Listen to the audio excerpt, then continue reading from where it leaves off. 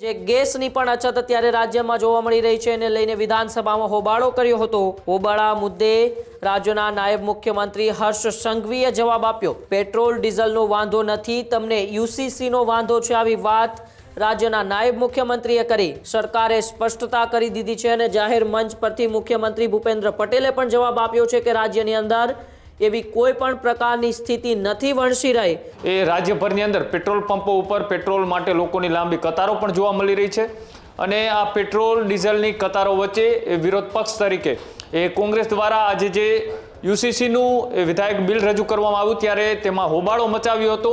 ત્યારે સીધો જવાબ રાજ્યના નાયબ મુખ્યમંત્રીએ આપ્યો હતો અને કહ્યું હતું કે રાજ્યની અંદર પેટ્રોલ ડીઝલની અછત નથી, કોંગ્રેસ માત્ર અફવા ફેલાવવાનું કામ કરે છે અને કોંગ્રેસને યુસીસી જેવા મહિલાઓની સુરક્ષા માટેના જે બિલ રજૂ કરવામાં આવી રહ્યા છે તેમાં રસ નથી, તેમને માત્ર હોબાળો કરવામાં રસ છે। આ રીતનો જવાબ આપ્યો હતો। આવતીકાલે રાજ્યની અંદર કેટલા સમય સુધી ચાલી શકે પેટ્રોલ ડીઝલનો જથ્થો તેના ઉપર ચર્ચા ખાસ થવાની છે।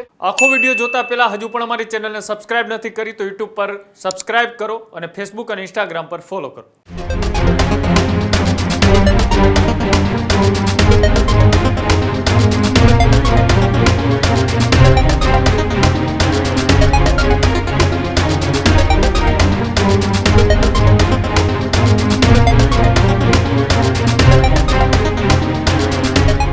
આજે વિધાનસભા ગૃહની અંદર પેટ્રોલ ડીઝલને લઈને મોટો હોબાળો થયો હતો। ફરી એક વખત વિપક્ષના ધારાસભ્યોએ પેટ્રોલ ડીઝલને લઈને અને જે ગેસની પણ અછત અત્યારે રાજ્યમાં જોવા મળી રહી છે એને લઈને વિધાનસભામાં હોબાળો કર્યો હતો। નિયમ 116 અને 108 મુજબ ચર્ચા કરવી કે નહીં, કોંગ્રેસના ધારાસભ્યોએ ગૃહમાં હોબાળો મચાવ્યો। હોબાળા મુદ્દે રાજ્યના નાયબ મુખ્યમંત્રી હર્ષ સંઘવીએ જવાબ આપ્યો। પેટ્રોલ ડીઝલનો વાંધો નથી, તમને યુસીસીનો વાંધો છે, આવી વાત રાજ્યના નાયબ મુખ્યમંત્રીએ કરી। સરકારે સ્પષ્ટતા કરી દીધી છે। જાહેર મંચ પરથી મુખ્યમંત્રી ભૂપેન્દ્ર પટેલે પણ જવાબ આપ્યો છે, આવી વાત નાયબ મુખ્યમંત્રીએ કરી। આવતીકાલે 116 અંતર્ગત ગૃહમાં પેટ્રોલ ડીઝલ પર ચર્ચા કરવામાં આવશે, આવી વાત પણ રાજ્યના નાયબ મુખ્યમંત્રી હર્ષ સંઘવીએ કરી। ત્યારે પેટ્રોલ ડીઝલને લઈને એ ચર્ચાઓ કરવાની માંગ જે વિપક્ષના ધારાસભ્યો કરી રહ્યા હતા તેને જવાબ હવે રાજ્યના નાયબ મુખ્યમંત્રીએ પણ આપ્યો હતો।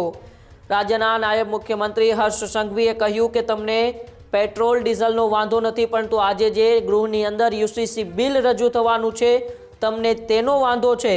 સરકારે સ્પષ્ટતા કરી દીધી છે અને જાહેર મંચ પરથી મુખ્યમંત્રી ભૂપેન્દ્ર પટેલે પણ જવાબ આપ્યો છે કે રાજ્યની અંદર એવી કોઈ પણ પ્રકારની સ્થિતિ નથી વણસી રહી, પરંતુ તેમ છતાં આવતીકાલે 116 અંતર્ગત ગૃહમાં પેટ્રોલ ડીઝલ પર ચર્ચા કરવામાં આવશે, આવી વાત રાજ્યના નાયબ મુખ્યમંત્રી હર્ષ સંઘવીએ કરી હતી।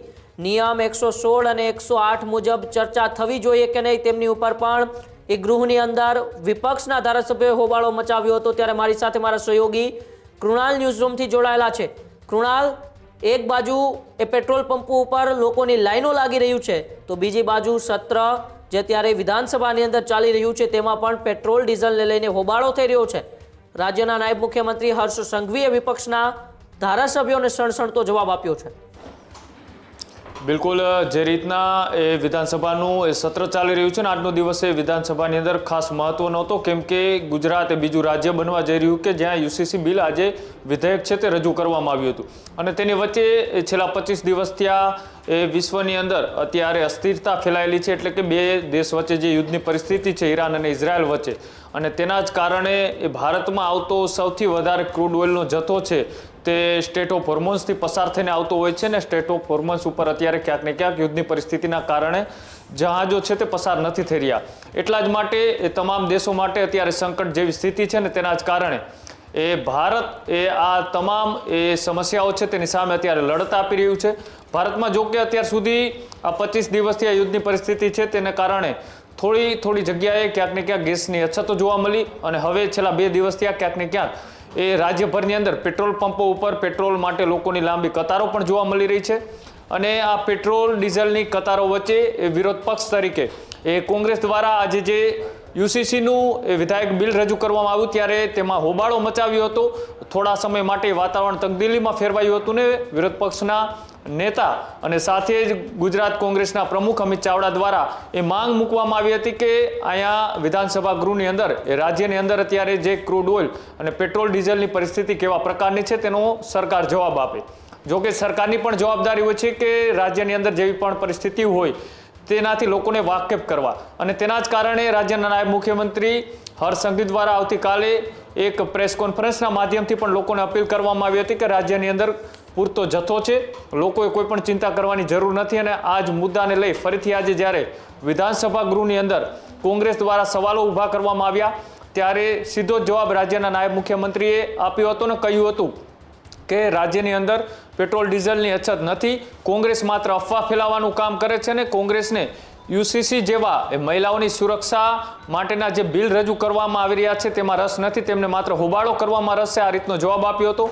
જો કે વિધાનસભાના અધ્યક્ષ શંકર ચૌધરી દ્વારા પણ આ મામલે તેઓએ નિવેદન આપ્યું હતું ને એ મામલે તેઓએ પણ ટકોર કરતા કહ્યું હતું કે આવતીકાલે આ મામલે પણ એ ચર્ચાઓ છે તે વિધાનસભા ગૃહની અંદર કરવામાં આવશે. એટલે કે આવતીકાલે રાજ્યની અંદર કેટલા સમય સુધી ચાલી શકે પેટ્રોલ ડીઝલનો જથ્થો તેના ઉપર ચર્ચા ખાસ થવાની છે.